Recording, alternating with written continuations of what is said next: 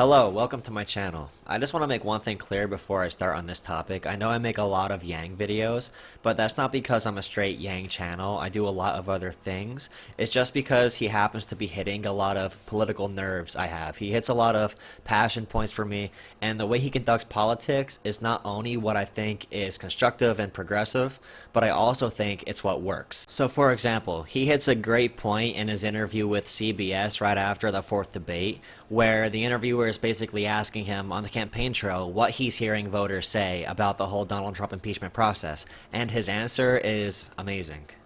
I'd say I've had maybe a dozen events since impeachment got started, and I have literally received zero questions about impeachment at these town halls around the country. Voters are more focused on the vision we have for them and how we're going to improve their lives than we are what's going on in Washington. So the interviewer wanted to know, Andrew, what are people around the country saying to you about Donald Trump's impeachment? And the truth was, they are not saying anything to him. They're more concerned with a politician's solutions to their many problems. They could care less about what's happening between the lines in Washington. And Democrats need to remember, there's no guarantee, just like Andrew Yang said, that the impeachment will even be successful.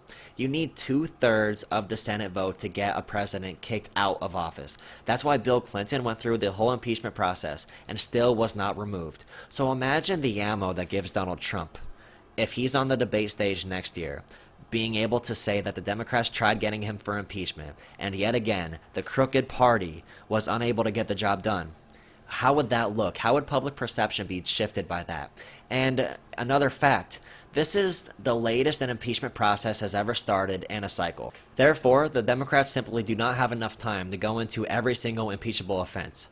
And the one offense that they chose to really focus on is the one that also incriminates the corruption of their frontrunner. So again, they could be doing a more quality, in-depth review, but instead they're choosing the political option so they could try to get it done before the next election. Back to Andrew Yang's first answer in that debate. The second part of that was saying that even if the impeachment inquiry goes through, it will still not erase the problems that got Donald Trump elected. And that's what the Democrats really need to start paying attention to. They could take a lot of tips from the way Andrew Yang handles his converse with American people. And it looks like they are. I mean, UBI was a pretty big topic during that debate. Julian Castro said he might be for UBI. Tulsi Gabbard says she thinks UBI is a good idea.